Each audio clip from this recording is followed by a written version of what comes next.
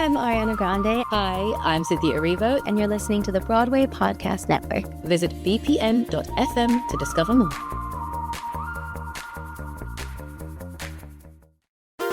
There's a cat over here.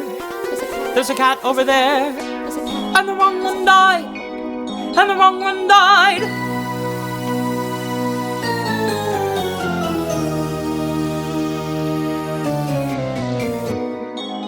Welcome to The Wrong Cat Died, the podcast breakdown of the catastrophe. I'm your host, Mike Abrams, and today we have a special guest with us. She was Jennyanydots in the 2016 Broadway revival of Cats. Welcome, Eloise Kropp, and thanks for joining us. Hi, thank you. I'm very excited to be here. Yes, we're excited to have you. I'm very excited because I think your character has a lot of depth that I want to dig into, and I would love to hear from your experience playing that character. But before we get into that, I want to know early on when you were starting to take on this role, you were thinking about it and you were going to audition for it. How much Cats knowledge did you have going in? Are you one of the theater members who knew about it, saw it as a kid, kind of was all in on it, or were you the one who had no idea? So I had done a production of Cats when I was in 7th grade, but it was like the smallest version of Cats ever. It was like the opening number, it was the Rum Tum Tugger, it was Memory, and it was like the end. So that was it. So I thought it was like a one-act show that was like, 45 minutes to an hour and had like 4 or 5 cat characters. So that's like what I thought Cats was. So that's interesting. So how did they pick those 2 songs? Like, how did they pick Rum Tum Tugger? And I mean, I guess you have to pick Memory. Yeah, I think like it was, maybe there was one more in there. Maybe Skimbleshanks was in there if I'm remembering correctly. But it was like, there was no Jellicle Ball. There was no, like, truly it was just like song, Memory, the end. That sounds like kind of an interesting production. Yeah, so I had no context of what Cats was, like, going into the audition. And I just knew that everyone was auditioning for it. And I knew that my mom had told me, like, when I first moved to New York, she was like, you can do, like, any show you want, and I will be so, so excited for you. But, like, please don't ever be in Cats. Wow. Just right away. That's right the away. One show. Like, that was the one show. She was like, please don't be in Cats because it freaks me out. And I was like, oh, okay. So then I was auditioning. Listen. Yeah, no, I was auditioning for it, and I went in for like every single cat possible. So I had no idea like who I was going to be. Like for a bit, I was like, I'm going to be a swing. I have no idea because I was going in for every cat because I was initially called in for Rumpleteazer. Okay. And then I was like auditioned for every other cat. And then finally the last cat I went in for was Jennyanydots. So did your mom like your 7th grade production? We never talked about it. I played the Rum Tum Tugger. I played the Rum Tum Tugger in the 7th grade production. Oh, wow. Okay. So you got to... I took the whole thing up the octave. Like it's pretty much amazing. Did you that is an aggressive dance for a 7th grader. Did you really get after it as the rock star in your production? Absolutely. All like 4'5" of me was like whipping my tail around and making all these other cats dance around me. And that is incredible. It was amazing. Had you seen it before the 7th grade production? No. Okay. So you went in cold. You weren't given a lot of direction probably as a 7th grader besides rock star. No, it was like, this is the Rum Tum Tugger. He's like a rock star cat. And I was like, oh, cool. And then I like started seeing the show or started like in the audition process. And then I was like, I should probably watch this show. And like, I remember sitting down and watching it and like looking at my friend and being like, wait, this is a whole 2 act. Like this is 2 acts. Like this is a whole thing. Like who are all these characters? What are they? Like, what is happening? I was like, Cats is 1 act. It's like 45 minutes. And he was like, no, it's like 2.5 hours. In 7th grade, it's 1 act. That's because that's all your parents could take. In 7th grade, it was 1 act. But in real life, I didn't realize it was that long. Yeah, they kind of have to cut some too. Anyways, when you've got McCavity in an abusive relationship, the Joka Ball is basically an orgy. Like, there's some stuff that's probably not 7th grade appropriate. Yeah, absolutely not. So it was smart that they cut it, but I just felt very sheltered for a long time until I actually found out that it was a whole thing. I would love to hear from the director of your 7th grade production and know how they chose just those characters. Like, was it based off of that's the songs they liked, or like, you could easily put a Mungo, Jerry, and Rebel teaser in there. That would be get more people on stage. Like, how did they come to the conclusion of just these couple songs? I have no idea. I think he just is like, I'm sure it was a thing. My guess would be that he's like picked songs that he knew the students could do. And then was like, these are the songs we'll do. Okay. I could see that. I'm trying to think if there's any song that's would have been easier with, no, I don't know. I mean, the tap dance number would be hard with your character. Christopher Jones is pretty simple. Yeah, we didn't do that one. Yeah. So you go from 7th grade of a one-act show to auditioning, and you said you watched the movie, and that's kind of where you broke down and understood what was really going on. Kind of. I mean, I was still super confused, and at that point I was going in for so many different cats that I was like trying to grasp like at straws. And then I had actually told Leslie Margarita, like, before I knew anything about cats, because we had done Dames at Sea together, and she was like, oh, they're doing Cats on Broadway. And I was like, oh my God, you'd probably be, there's like that tap dance cat. You'd be amazing, Leslie. Because I knew that cat was like older. And I was like, oh my God, you need to be going in for Jenny. And she was like, she laughed at me and was like, ha ha ha ha ha ha ha. So then the running joke was like, when I got it, she was like, ha ha ha ha ha ha. Like, yeah. You called me old. And now you're old. And you got the role. So when you got the role, how much direction was given to you on, I mean, again, you thought it was a one-act show. Like, how much direction was told to you on the backstory of what this is about? I mean, we like sat the first day and like read the poems with Trevor Nunn. That was like 8 hours of us sitting in a circle, and he read us like all the poems and told us a bunch of like backstory of how the show was created. It wasn't necessarily a lot about like each individual character. And then the next day was like the day where we crawled around on our hands and our knees for like 8 hours, and they would give us like words that sort of were like the essence of our characters. Like broad words. So like one of my words was like motherly, and you know what I mean? So they were things like this.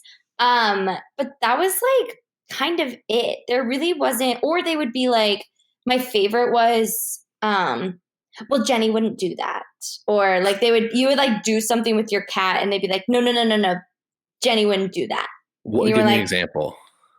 Well, there was this part that me and Jeremy were doing, because he played Skimble. So we spent a lot of the show together because Jenny and Skimble are like kind of naughty together. But so we like did this part in this one moment that was like choreography. And I just distinctly remember like Andy kept us in it for a long time because we were good at it.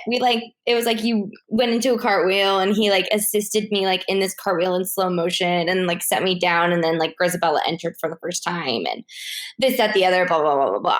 But it was like a lot of people were doing it, and he wanted to like create like this visual effect with bodies. But the London team had like this whole thing. They were like, well, Jenny and Skimble wouldn't do that. Jenny and Skimble wouldn't do that. Like, and it was just like, why? Like, what are these rules?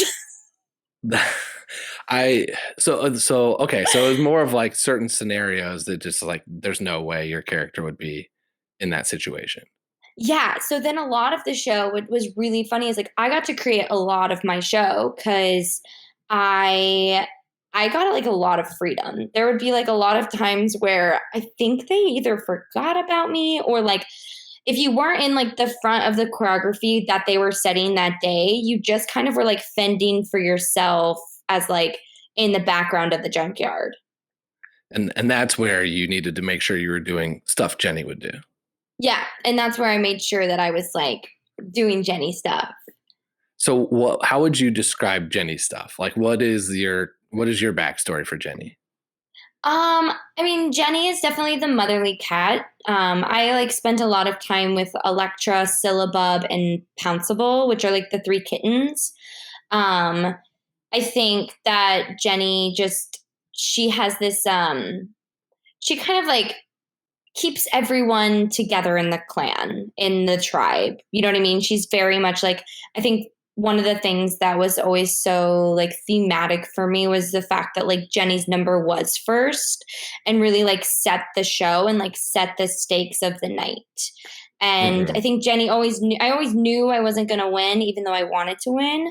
But I knew that like I was setting the stage for everyone else and like setting the bar per se.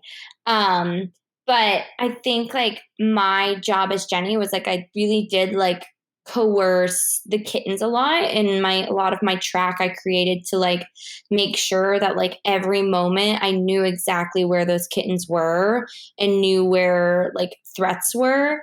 And then the moment that I really got to like let go and let loose was during the Jellicle Ball. That was the moment where I really got to sort of like let go of this motherly instinct, let go of this like need to protect and take care of, and just be like Jenny, Jenny from the block, like chilling out and having a fun time. Yeah. So it's interesting you say that. So because I thought when you going first is a disadvantage in any competition show. It's not good to be at the beginning of America's Got Talent episode. You want to be at the end. That's when the best scenario. So you were stacked against your chance of winning. Absolutely. But you should have been more in the running as the mother, as kind of at the, in the age group of the different cats. You're in the group that should be more likely to be winning. So it's interesting to hear you say that you just knew you weren't going to win. Yeah. I mean, I wanted to win, obviously, but I knew as Jenny, I knew I was too important to go yet. Interesting. So I had responsibility. You can't leave. I couldn't leave. I had responsibilities.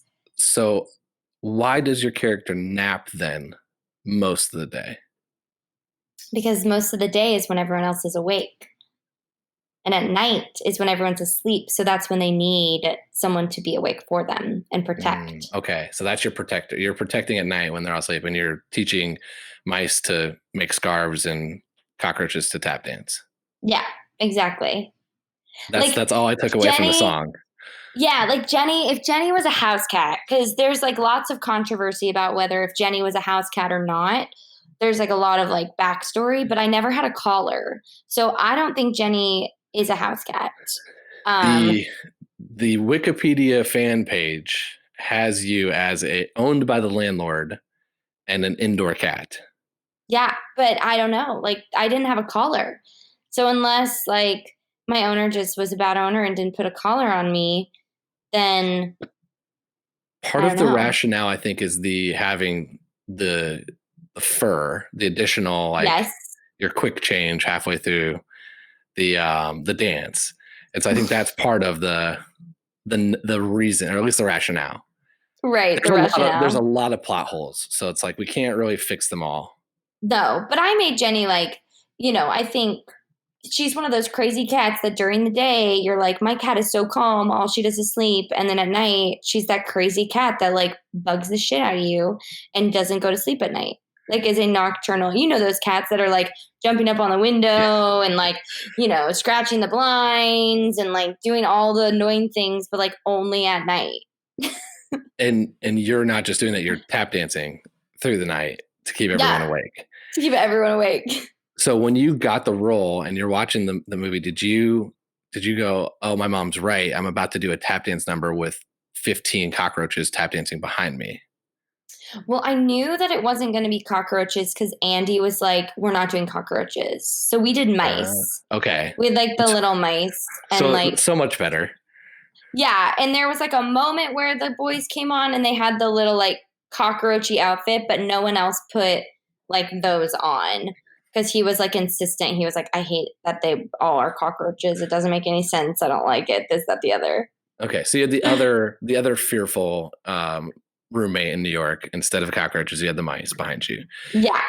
What was going through your head when you realized that you're going to get to do this like incredible number, front and center, tap dancing, and you're going to have a bunch of mice behind you doing it with you? I mean, I don't think I really processed it like that. I don't know. I think I was sort of like, oh, we get to do this number. But with that number, as we were developing it, like we changed it a lot from the original. I don't know if you remember, like we had like the mop that I sat on and they like ran it around the stage. And then there were like balls and then there was the clock. And then, so it became more of this idea of like Jenny dancing and having to get everything done against the clock, as opposed to like her teaching the cockroaches being the whole number. So there was just like a lot of busy stuff. So that stressed me out because I'm not a huge prop person. So all of a sudden I'm like in this number tapping, but also like having to deal with all these props, which for me was like sometimes my worst nightmare. And did you, when you first saw that and you're like, I don't want to, God, this is going to be much harder. Did you go, Jenny wouldn't do that? Jenny wouldn't play with props. I should have. That would have been funny. No, I didn't. I was like, No. yes. Yeah. What do you need? Okay. Right. So let's change gears then. Because I think preparing for today, I've had your song stuck in my head for like a week. But I want to talk about, you said that you were with Skimba most of the time, but there's a lot of rumor mill on the Cats family tree. It's, in my opinion, a bunch of dotted lines. There's a few other people that have done more research on it than I have, but there's some thoughts that you might be more related to Old Deuteronomy or Bustifer or Gus, which I think is just picking the age demographics for you, for your character, and that you might be Grisabella's sister. So did you think about those things? I did. So I didn't think that I was Grisabella's sister. I definitely thought that we had a connection, like a relationship growing up, and that we used to be friends, and then she betrayed us, and then we were no longer friends. Because in all of the scenes where Grisabella came onto the stage, I was one of the first people to react to get her away, to shoo her away. Interesting. And it was always set up like stage wise. I was closest to her initially, or I would watch her like go away and I would be the first one to kind of like shoo her away. So I never thought of her as my sister, but I did think of her as a friend who we used to be friends. But you must have thought of her as a threat, and that's part of why you're shooing her away, because you're protecting everyone. Yeah. I didn't want her. She betrayed us. And as easily as that. And like when, you're looking for reason and moments, you go with the most powerful moment. And it's like, she betrayed us. She no longer belongs. She cannot be here. And you're the protector of the kittens. So you are the first one saying, get out. Yeah. Poetic. And at the end of the show, I was one of the last people to accept the fact that she was going to the Heaviside Layer. It took me a long time. Because you wanted to win. Of course. Yeah, I mean, who doesn't want to be the cat that gets murdered? I mean, Cats to me, this is like totally changing the subject, but Cats to me is a chorus line with cats. Okay, I've not thought of it that way. That's an interesting version of it. I think of it as America's Got Talent or The X Factor or any of those competition shows.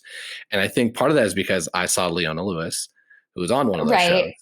Yes. And that was the first person. So I was like, oh yeah, each person sings, someone wins. And she won. And so that was kind of like my perception. And as I watched it more and more, it's now a dark, dark version of that, where it's a slightly sexually charged competition show with a murder at the end. I don't know. Go back and watch it thinking of it as a chorus line. The setup of the show, like the way it's set up, is so similar to a chorus line. It's almost creepy. I'll have to watch it. I've not watched in that fashion. I don't know how many more times I can mentally watching it. So I'll have to find a way to do that. I'll have to refresh on chorus line too. Because you just think like people, the opening number is very like everyone dancing together, like the opening number of a chorus line. Then we have like these individual numbers where people are like showing who they are and like proving themselves. And then we have like the big Jellicle Ball moment, which is super similar to like the montage of like hello, all that stuff in a chorus line. And then you have like more individual numbers, getting to know people and getting to know Grisabella, which would be like Cassie. You know what I mean? Like there's a lot of similarities. Okay. I like the thought. I mean, my Broadway knowledge is so limited that I'm tying it more to pop culture and other things that I'm more aware of than I am to the, a chorus line or other shows like that. But that's an interesting take. And I will dig into it because I'm now curious. Yeah. Let's talk about the different songs. So I'm fascinated by that you only knew a couple of them until you auditioned because of your one act version in the 7th grade. But if you were not playing Jenny and you got to sing, dance, take another character's kind of arc, who would you want to take? Probably either Demeter or Rumpelteazer. Why those two? I mean, I think like Rumpelteazer's just so like, she's such like a little rebel. Like she doesn't really like, she's just kind of a little jerk. Like you're like, all the things that she does, it's kind of like, nee, like a little teasy. And I think that would just be super fun. Like Mungo Jerry to me is a little bit more level-headed, at least the way that like Jess played it. Whereas Rumpelteazer got to just be a little bit more kooky and crazy and spastic. And I like always thought that'd be super, super fun. And then, I mean, I think Demeter just because who doesn't want to be like a scaredy, sexy cat with like a lot of backstory? Those are an interesting two because when I first saw the show, the only song I sang for like the next week was Mungo Jerry and Rumpelteazer. And as I've done this podcast, the one I sing and like think about most often is McCavity. Right. Because to me, that's the most interesting song now. Yeah. Or I would want to be like a guy part. Do you know what I mean? Like I would either want to be like those two women or I would want to be like a guy part. Which guy part would be your number one? I mean, I think being like the bust for Gus truck would be amazing. And then you get to be Peter. And then you get to be Peter, Filthy Peter. Who does not exist in any other production I've found out besides yours. Hey, I think they were like, Peter, because at first when we did the whole naming of cats with like Andy reinvented it. Did anybody ever talk about this? No.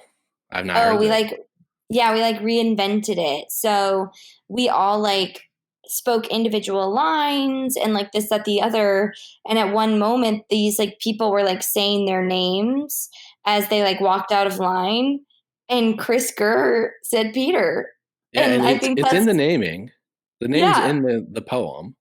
And that's how it stuck. I think that's like literally how they decided it was Peter. Yeah. That's the only reason. It's been a running pet peeve of mine of this entire show is that you get all these amazing names and you got Peter. Yeah.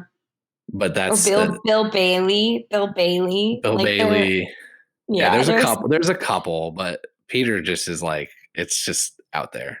Yeah, especially for the show. Okay, so I want to ask a similar question, but a different way. Have you ever heard about Cat's Tumblr?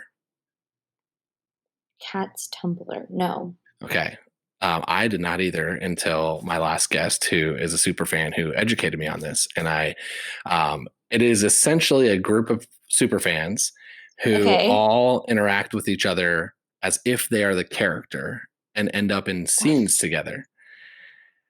So, it obviously can go, and they're very, it can go a lot of ways. It's, there are a lot of like fun situations where they just essentially say, to your point, Jenny wouldn't do that. It's that type of thing. What would Jenny do in that situation? So if you were going to take over a Cat's Tumblr character and get to interact in normal scenes of today, or just, they might. I am a little fearful, and why I will not participate is I think that their scenes might get a little promiscuous. Is I think the nice way of saying it. But I'm sure. But if you were just in a normal scene, let's just say you run into another cat at a grocery store, or just something's happening, you're on the subway together. Which cat would you want to be a Tumblr owner for? I mean, Jenny, 100%. Stick to Jenny, because you already know what she doesn't do. I already know a lot about Jenny, and I grew to love her character. Like, at first I had like a midlife crisis because I was 24 when I got the role, and I was like so confused. I was like, I'm way too young for this. I don't understand why I'm in this part, like this, that, the other. And I actually like it really grew into the character and like grew to love her and her like weird quirks. And I don't know. I just felt like it was a super fun kind of type of personality because she has so much depth and so much level. Like, yes, she is the mom cat, but she's kind of a cool mom. Yeah.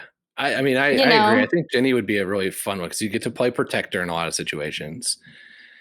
And you also, I mean, you have like an army behind you of mice and cockroaches, which in New York City in those situations would be powerful. Yeah. And if you think about it, if you break it down, there's really not a lot of cats in the show who don't like Jenny. That's true. That is very true. Everyone really likes Jenny.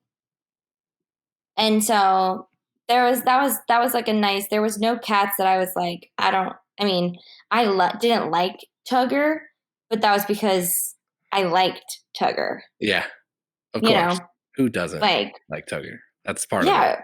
It was like, I shouldn't like Tugger because this is a bad example, but like, come on. So taking Jenny out of the equation now, what cat would you want to be quarantined with? What cat would I want to be quarantined with? Yeah, if you had to be quarantined with one of the characters, which not actors, characters. Which cat would you want to be quarantined with? Not Munkustrap.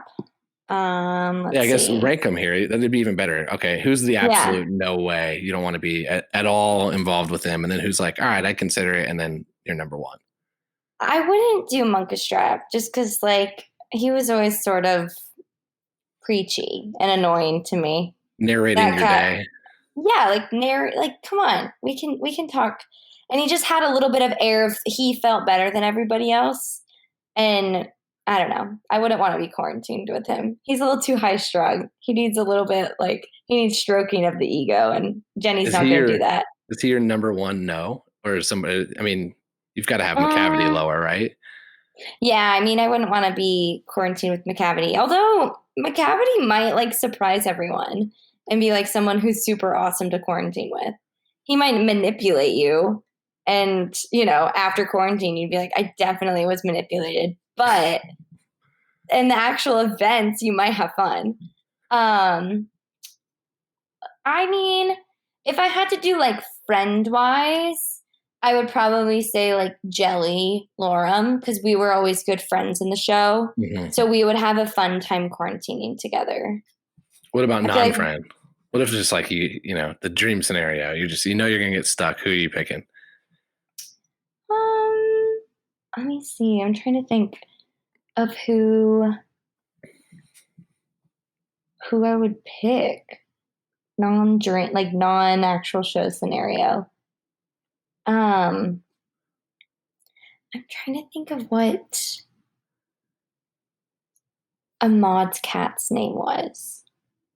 Alonzo. I would choose Alonzo. Alonzo. Yeah. I would choose Alonzo. That's an interesting choice. He's second in command from Munkustrap. But I feel like his overall character is pretty grounded, and that would be like a fun person to be in quarantine with. I said last time I asked this question, I said Mr. Mistopheles, because you get magic, you get a bundle of fun, a lot of entertainment. But I'm leaning towards Buster Jones now, because I think we'd eat well. That's true. We'd be pretty low maintenance. We'd probably be at a country club situation, so I can maybe golf. I feel like that's the life we'd be living. But don't you worry that like Bustafer Jones would just like sleep and like eat too much and sleep all the time, and then like you actually wouldn't really have like a quarantine buddy? You'd have just like this fat cat who ate too much all the time and is just sleeping.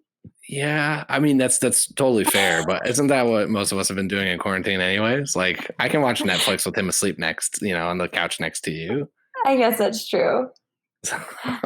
Yeah, there's no right answer, but there's definitely some wrong answers. I think that's kind of what it boils down to. I mean, if you were to choose like Carbuckety, come on, that'd be a stupid choice. Even Mungo Jerry and Rumble Teaser, no, come on. They'll steal everything from you. They'll steal everything from you. You don't want to be quarantined with them. I mean, Old Deuteronomy could be a good choice. Yeah, I feel like I'd be judged the whole time though. Really? I mean, that's his job. Like he is the decision maker. I feel like everything I'd be doing would be being graded for if I can get, to the heaviside layer. Yeah, I guess though, like, I don't know. You hadn't ever like experienced the like Old Deuteronomy. Like he's just non-judgmental. Like he's making the choice, but I believe it's not really him making the choice. He's just connecting with like the universal energy from above to gain the choice. Ooh, so that's a very interesting way to look at it, because then that would be why he's not even in the running. Yeah. Which I think he should be in the running. But he's not. He can't be. I think he already was in the running in the past and like got rebirthed, and now he was rebirthed for the final time as Deuteronomy. And they were like, your rebirth is to help us make this choice. That's very likely and makes a ton of sense. And I think that's the beauty of this show, is that there's no rhyme or reason or answer to any of these questions. Right. There's no right answer, but that's always how I felt. Like I never felt judged by Deuteronomy. I always felt, it was always the feeling of like a warm hug. Like he was your father in a sense. He was everyone's father. He was never like, and he was trying to get us all to make the kind right choice, which in the end wasn't competing against each other. In the end, it was all us deciding who really needed to be rebirthed the most. When I watched the show, before I researched the show, when I saw the show, and again, I had no idea, walked out, still didn't know what was going on. The only thing I remember as character is he sat on stage during intermission, and that like blew my mind. That like an actor would be willing to do that. Like they would say, sure, I'll give up this 15 minutes. But then two of like, it took me about a good couple minutes to realize that it wasn't a prop, that it was an actual human. Yeah. And then all of a sudden people started going out there and taking selfies. And so that was like all I really remember from the character. So it's interesting to hear like a warm hug and kind of like all this like godly features of it, because it's like if you just see the show, you're going to remember memory and probably a couple of the crazy dance numbers, like yours, Jenny's dance number, Tugger running in the crowd. Well, I mean, I remember that. I remember Tugger coming into the crowd. I remember Mungo Jerry and Rumple Teaser because of the just song stuck in my head. And then, oh my gosh, yeah. And then honestly, a lot of the rest, I vividly remember Skimbleshanks, because when you built the train, the light that you decided to flash into the crowd blinded me from where I was sitting. So I was like, that was Mistopheles. That was Mistopheles who held the light. That was me. Well, I have a gripe to pick, because I remember I was like, oh, this is really cool, and then I couldn't see it again. And you're like, I was blind. And the cat eyes part, the green eyes thing in the beginning, that was like my entire memory of the show. The first time I saw it. Thankfully, I didn't have to do green eyes, and I was always so happy. You are lucky. I didn't have to do it. Tyler Haynes said he got hit in the face. Yeah, I think it was because I was having a bad day, and Andy knew it. And so, like, this is exactly what happened. And I was like, I like went up to him after and I was like, thank you. Because my number during tech was just like a nightmare. Because the coat was like 20 something pounds and we didn't know it was going to be that heavy. My costume was 10. All the prop elements were like not working on the rake. And like, it was just like so one thing after another. And I just remember like standing on stage, like crying, like turning up stage being like, no one can see me cry. No one can see me cry. But like everything like felt like it was melting around me. Like I was like, ah! And we were like setting up the green eyes part like right after that. And I remember Andy being like, we like about to take a break. And then they were like, we're going to come back and do green eyes. Andy was like, are you okay? And I was like, and then like left. Then I came back and they're like, all right, who starts in the house during like the opening number? Mm-hmm. And I don't remember who volunteered me. Someone was like, Eloise does. And I was like, yeah. And then everyone else like started volunteering. And then Andy was like, you. And then literally like skipped me and was like, not you. So I was like one of the only people who started in the house, like to walk through the house during Jellicle, like the opening, who didn't do green eyes. Wow. And I was so thankful. Can you imagine if you did green eyes in your 7th grade production? Oh my goodness, no. Would one of your parents like have a heart attack when you pop up next to them in an auditorium? My mom would have screamed. What did your mom think did she come to see the show? Oh yeah. Of course. So what did she think when, she told you to do anything but, and of course that's what you go do. What did she think of your production? She actually, like, I distinctly remember, like, opening night, she came first preview. And she knew that, like, we put up the show so fast. Like, 5 weeks of rehearsal, 2 weeks of tech, 2 weeks of previews, and then we were open. Like, it was crazy fast. Wow.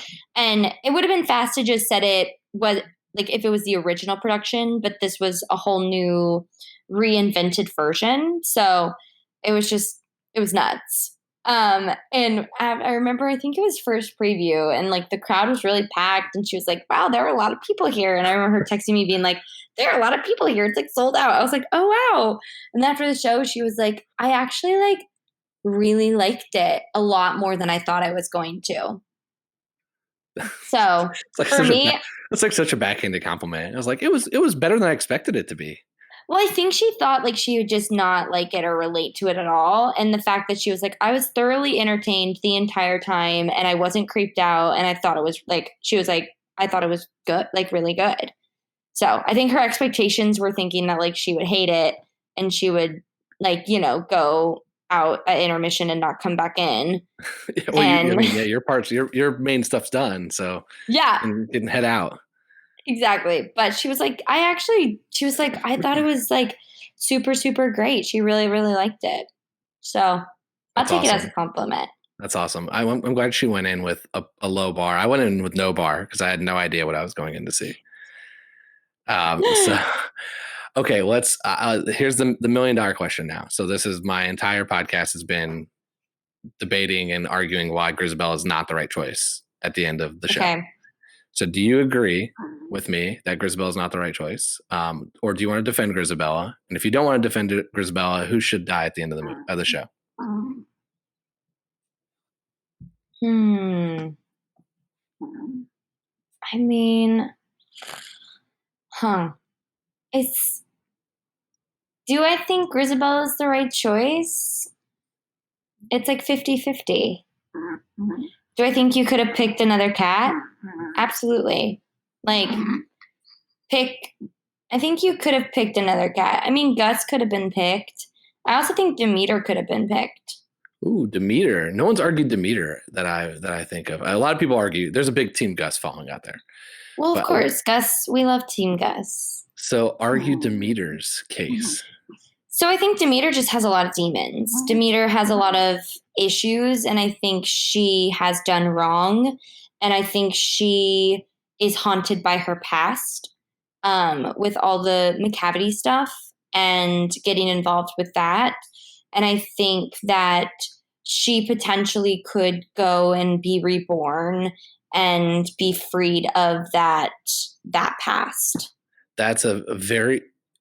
different way than I've thought about it. So I like hearing that, because you're saying that's like the person who should die at the end is someone who has the demons who will benefit from being reborn. And I've said this is a competition, so who's got the best song and dance?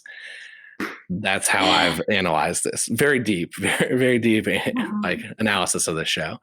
I mean, if it's about best song and dance, Jenny. But if we're like breaking into like the story of who really needs help and who could really benefit from being reborn, I think Demeter's a good choice. Is Demeter too young?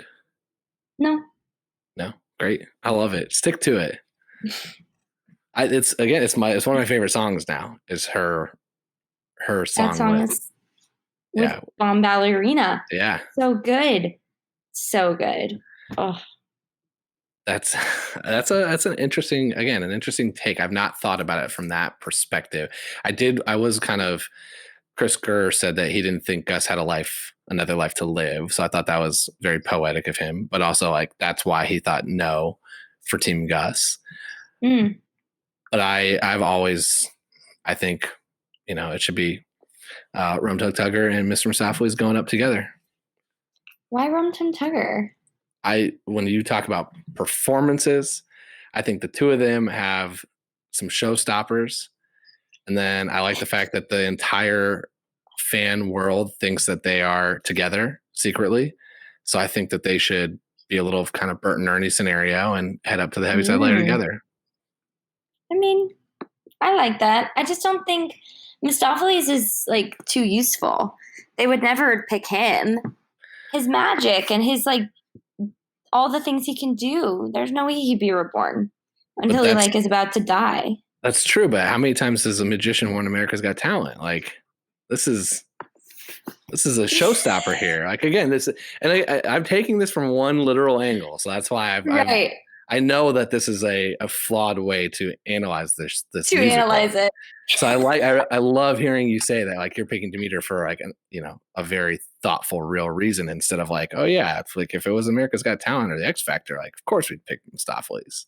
Oh, absolutely. I mean, the way his number is placed also is like a huge benefit. He's like the last big number in the show. Yep. And it's a showstopper. Well, I mean, no, Memory is, but yeah. Well, they're showstoppers in different ways. True. So very true. There's enough room for it all. So this has been incredible. How can we find you on social media? You can find me on Instagram. It's my name, Eloise Kropp. And that's probably the only thing I'm really on these days. I'm not really on Twitter or Facebook anymore. So haven't taken up TikTok yet. Haven't taken up TikTok yet. It feels like a lot of work, and I just don't know if I can commit. I don't blame you. I am not on it either. Well, thank you again for joining me and sharing these very thoughtful ideas and ways to analyze the show again that I've never thought of. So I really appreciate you coming on and sharing your thoughts. Of course. Thank you. I do want to ask one more question before we go. If you now are doing your 7th grade production, what songs are you picking for your one act? If I'm doing my 7th grade production? Yeah, if you're now the director, you only are going to do one act. You're only going to pick like the couple songs. Pretend you've got the most talented kids in the world, so you can pick any of them. What's your order? What are you picking to tell a story in one act? Opening, Rum Tum Tugger, Mungo Jerry and Rumple Teaser, snippets of the Jellicle Ball. I think Moments of Happiness is really important. I think Skimbleshanks and Mistopheles in the end. In Memory. That's basically the show. You cut yourself and Gus. I cut myself. I cut Gus. I cut Gus. You cut Bustifer, Gus, McCavity. I cut, You cut all the old males. Well, if I'm assuming the demographic of my theater program is mainly women. Okay, that's totally fair. No green eyes? Green eyes or no? No green eyes. Okay. I want you I hope sometime at the end of your career when you're You've had a long, successful career. You go back and take on a music director at some school, and you get to do a 7th grade version of Cats. Of Cats. That is my hope. You know what? Never say never. Honestly, it'd be super fun. I think your mom would be so proud. My mom would. It might be her favorite thing I've ever done. Well, thank you again. This has been incredible. Thank you. So thanks for listening to this bonus episode with Eloise Kropp on The Wrong Cat Died, the podcast breakdown of the catastrophe. To follow along, you can subscribe on Apple Podcasts, Spotify, Stitcher, or anywhere where you listen to podcasts. Please follow us on Twitter, Instagram at The Wrong Cat Died, or check out our website, thewrongcatdied.com.